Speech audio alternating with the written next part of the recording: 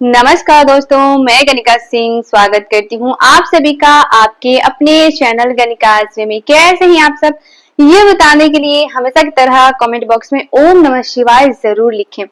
तो चलिए दोस्तों, आज हम इस वीडियो में जानेंगे 2025 में ज्येष्ठ माह की शुक्ल पक्ष प्रदोष का व्रत हमें कब रखना है। जो कि एकादशी तिथि 2 दिन पड़ने की वजह से थोड़ा कंफ्यूजन हो गया है कि व्रत हमें किस दिन रखना है, द्वादशी कब पड़ रही है, त्रयोदशी कब पड़ रही है, इसको लेके ना थोड़ा सा कंफ्यूजन हो गया। तो आज इस वीडियो में हम यही जानेंगे कि प्रदोष का व्रत हमें कब रखना है, पूजा का शुभ मुहूर्त क्या रहेगा, व्रत के दिन किन किन बातों का हमें ध्यान रखना है, सरल पूजा विधि आज हम जानेंगे। मंदिर नहीं जा पाए तो क्या हम कर सकते हैं, ठीक है। तो वीडियो बहुत ही महत्वपूर्ण होने वाला है, इसीलिए वीडियो को अंत तक जरूर देखें। और अगर आप सभी के लिए वीडियो हेल्पफुल होता है तो प्लीज एक लाइक जरूर करें और इसके साथ ही मेरे चैनल को सब्सक्राइब करके बेल आइकन को प्रेस कर दें ताकि मेरे आने वाले वीडियो के सभी नए नोटिफिकेशन आप सभी के पास सबसे पहले पहुंचे। तो चलिए हम वीडियो को शुरू करते हैं। सबसे पहले तो प्रदोष का व्रत हो या मासिक शिवरात्रि का व्रत हो, ये सभी व्रत जो है भगवान भोलेनाथ को समर्पित है। मान्यता है कि जो लोग भी प्रदोष का व्रत करते हैं उनसे भगवान भोलेनाथ अत्यधिक प्रसन्न होते हैं और प्रदोष का व्रत जो है वो भगवान भोलेनाथ का प्रिय व्रत में से एक माना जाता है। तो इसीलिए अगर बन सके तो हमें प्रदोष का व्रत जरूर करना चाहिए। किसी भी मनोकामना पूर्ति के लिए हम ये व्रत कर सकते हैं, चाहे हमें संतान प्राप्ति के लिए हो, घर में सुख समृद्धि के लिए हो या किसी भी कार्य के लिए हम ये व्रत जो है वो कर सकते हैं, ठीक है। तो चलिए सबसे पहले हम यही जान लेते हैं कि प्रदोष का व्रत हमें कब रखना है। तो मैं आपको बता दूं कि त्रयोदशी तिथि प्रारंभ हो रही है 8 जून को सुबह 7:17 से, वहीं त्रयोदशी तिथि समाप्त हो रही है 9 जून को सुबह 9:35 पर। प्रदोष व्रत के दिन प्रदोष काल का विशेष महत्व होता है। प्रदोष काल में ही हम पूजा पाठ करते हैं, अपने जितने भी कार्य है वो करते हैं, तो इसीलिए प्रदोष काल का विशेष महत्व होता है। तो इसीलिए व्रत जो है वो हम 8 जून को रखेंगे। और दिन कौन सा रहेगा, दिन रहेगा रविवार। तो ये रवि प्रदोष के नाम से जाना जाएगा। दूसरी चीज क्या है, आप लोगों ने पूछा है कि दीदी अगर हम मंदिर नहीं जा पाते हैं तो हम क्या करें।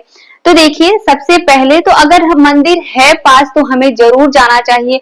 कोई भी अगर शिवालय है या कोई भी छोटा मोटा मंदिर हो या बड़ा मंदिर हो, कुछ भी हो, हम जा सकते हैं, ठीक है। अगर नहीं जा पाए तब हम क्या कर सकते हैं, अगर बेल वृक्ष है पास तो प्रदोष के दिन हमें बेल वृक्ष की भी पूजा जरूर करनी चाहिए। 1 लोटा जल हमें भगवान भोलेनाथ के नाम से बेलपत्री के वृक्ष के नीचे जरूर चढ़ाना चाहिए। इसके साथ ही घी का दीपक भी इस दिन हमें बेलपत्री के वृक्ष के नीचे जो है वो जरूर जलाना चाहिए। ये बहुत ही विशेष बताया गया है। इसके साथ ही हम घर पर ही अपनी पूजा पाठ जो है वो कर सकते हैं, ठीक है। दूसरी चीज क्या है कि आप लोग पूछते हैं कि दीदी क्या हम सुबह पूजा ना करें, सीधा प्रदोष काल में ही करें। तो देखिए, ऐसा नहीं है। सुबह सवेरे जल्दी उठ के स्नान आदि करके हमें जो हम प्रतिदिन की पूजा पाठ करते हैं वो तो हमें कर लेना है। सुबह सवेरे जल्दी उठ के अपने घर को अच्छे से साफ और स्वच्छ करके इसके बाद स्नान आदि करके हमें भगवान भोलेनाथ को स्नान करवाना है, सूर्य देव को 1 लोटा जल चढ़ाना है, ठीक है। विधिवत हमें अपनी पूजा पाठ जो है वो कर लेनी है, ठीक है। बन सकता है अगर जैसा कि मैंने बताया शिवालय पास है तो प्रदोष काल में भी हम जाके जो है वो शिवालय में पूजा कर सकते हैं। लेकिन अगर शिवालय पास नहीं है तो संध्या के समय जो कि प्रदोष काल में हम घर पर भी भगवान भोलेनाथ की पूजा अच्छा से कर सकते हैं। पंचामृत से हमें स्नान करवाना होता है, घी का दीपक हम जलाते हैं, भगवान भोलेनाथ की जितनी भी प्रिय वस्तु होती हैं वही हम चढ़ाते हैं। तो बन सकता है तो प्रदोष काल में भी हमें इस दिन पूजा जरूर करनी चाहिए। प्रदोष व्रत का महत्व प्रदोष काल से ही होता है। मान्यता है कि प्रदोष काल के समय भगवान भोलेनाथ अत्यधिक प्रसन्न होते हैं और अगर उस टाइम पे हम भगवान भोलेनाथ की पूजा पाठ करते हैं, उनकी आराधना करते हैं, कोई अगर मनोकामना है उनसे हम मांगते हैं तो वो बहुत जल्द ही पूर्ण हो जाती है। इसीलिए प्रदोष काल का विशेष महत्व बताया गया है।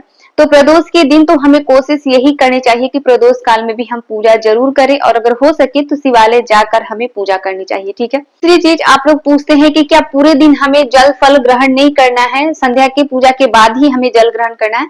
तो ऐसा नहीं है, प्रदोष का व्रत जल फल वाला ही होता है, ठीक है। निर्जला व्रत नहीं है ये, फल पीकर फल खाकर हम ये व्रत रखते हैं, ठीक है। तो सुबह का जब पूजा पाठ हम अपना कर लेते हैं, थोड़ा बहुत भगवान को प्रसाद चढ़ा देते हैं, इसके बाद हम जो है वो पानी वगैरह पी सकते हैं। जूस पी सकते हैं, ठीक है, फल वगैरह खा सकते हैं। फिर संध्या के समय अच्छे से नहा धो के वस्त्र बदल के इसके बाद जो है हमें भगवान की विधिवत पूजा अर्चना करनी है। भगवान भोलेनाथ की पूजा जो है वो बहुत ही सरल होती है।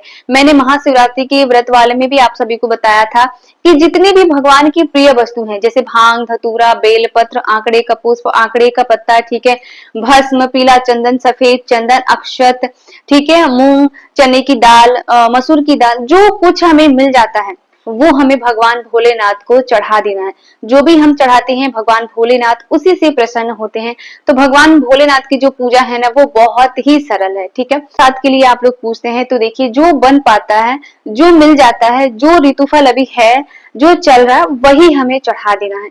कोई विशेष फल नहीं होता है कि हमें यही चढ़ाना है, ठीक है।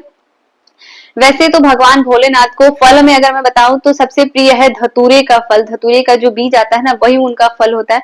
तो अगर मिल जाता है तो हमें धतूरे का फल जो है वो इस दिन पे जरूर चढ़ाना चाहिए।